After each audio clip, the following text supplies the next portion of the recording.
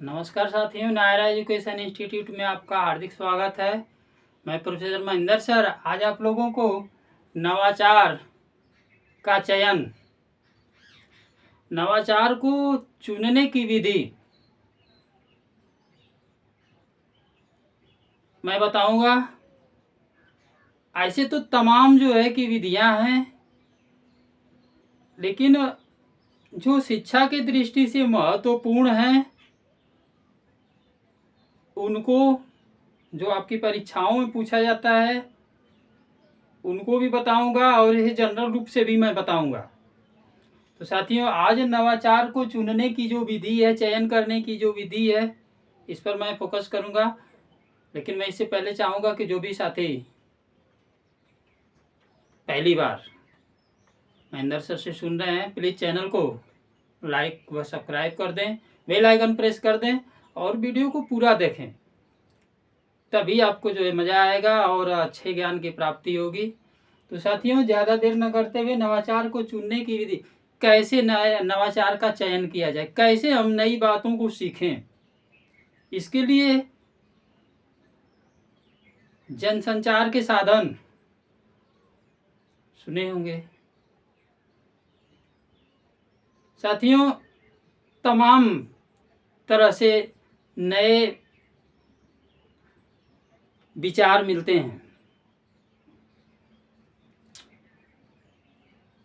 पहला, आमतौर पे मैं बता रहा हूं,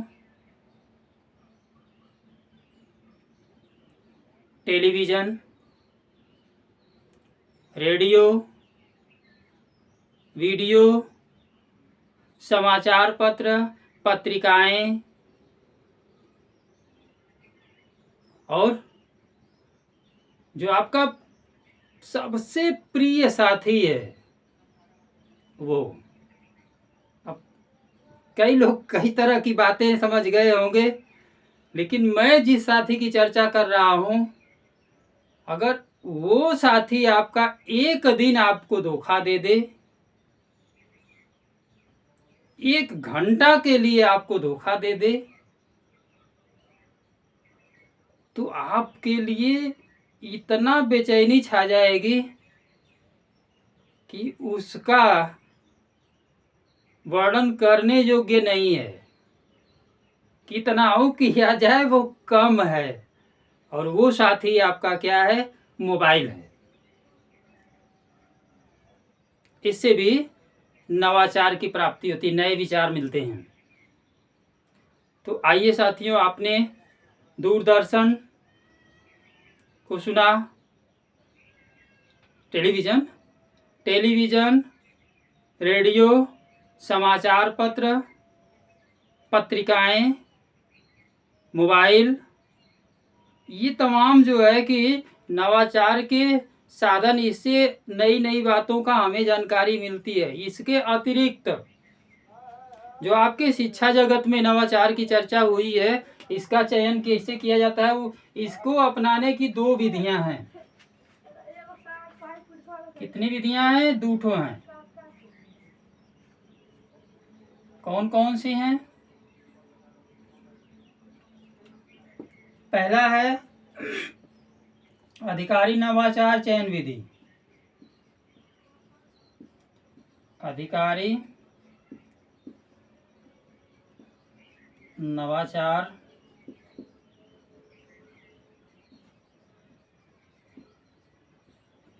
चयन विधि। और दूसरा है सामूहिक नवाचार।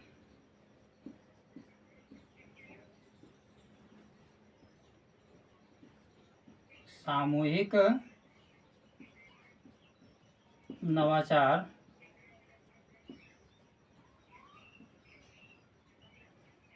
चयन विधि।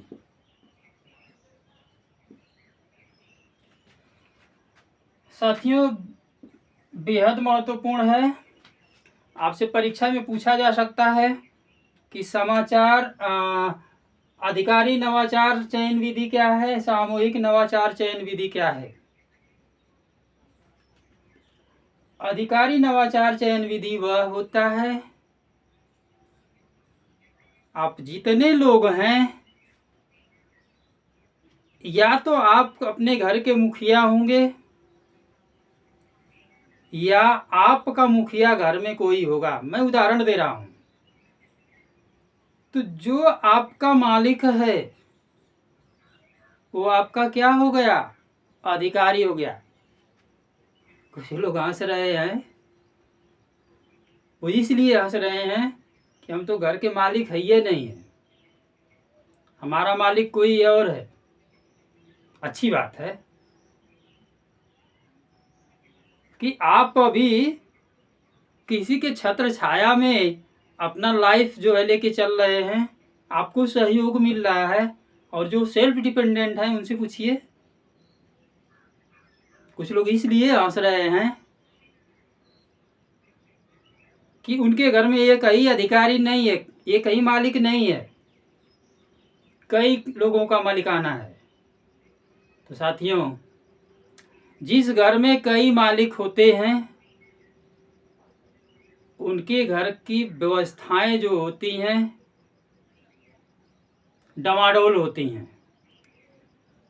और जिस घर में एक मालिक होता है और वो कार्यों को डिवाइड कर देता है, जिम्मेदारियां दे देता है कि आपको ये करना है, आपको ये करना है, आपको ये करना है, अगर इस तरीके की व्यवस्था होती है तो उस घर का बौद्धिक विकास, मानसिक विकास, सामाजिक विकास, शैक्षिक विकास, आर्थिक विकास, राजनीतिक विकास, सभी क्षेत्रों में विकास होता है। और उसी घर परिवार का कीर्ति बढ़ता है, यश बढ़ता है, लोगों में चर्चाएं होती हैं। नहीं तो वही घर फूटे गंवार लूटे जो कहावत है, अब पछताए होत क्या जब चिड़िया चुग गई खेत। तो वक्त है, मैं इसलिए समझा रहा हूं कि ये अधिकारी नवाचार चयन विधि के अंतर्गत ये सब तथ्य हैं। शिक्षा क्षेत्र में आ जाइए। शिक्षा के क्षेत्र में अधिकारी नवाचार चयन विधि वह विधि है, इसका चयन इसलिए इसका चुनाव किया गया है कि किसी फैक्ट्री का मालिक, किसी संस्था का मालिक, किसी विद्यालय का मालिक, किसी फैकल्टी का मालिक जो बातें बताता है, वह बात, वह विचार सुन करके उस पर कार्य करने के लिए सभी लोग बाध्य होते हैं।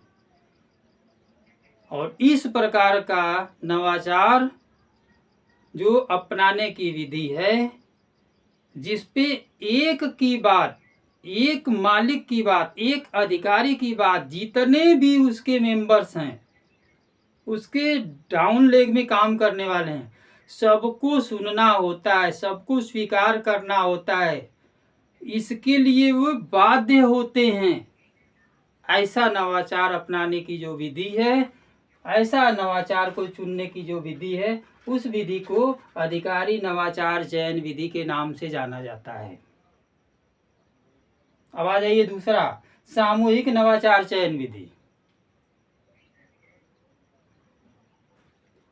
सामूहिक नवाचार समूह से इजी लग रहा है,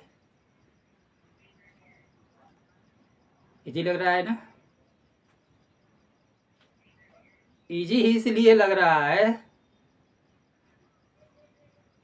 कि इस पर एक बात मुझे याद आ गई है। सामूहिक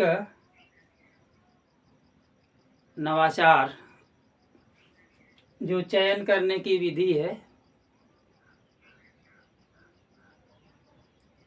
इस पर साथियों क्या कहें क्या ना कहें, क्या कहें क्या ना कहें, कुछ समझ आता नहीं।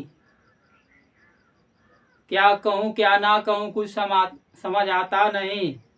ना कहूँ तो पागल बनूं, बिन बोले रह जाता नहीं। तो साथियों, मैंने इसलिए इसको कह दिया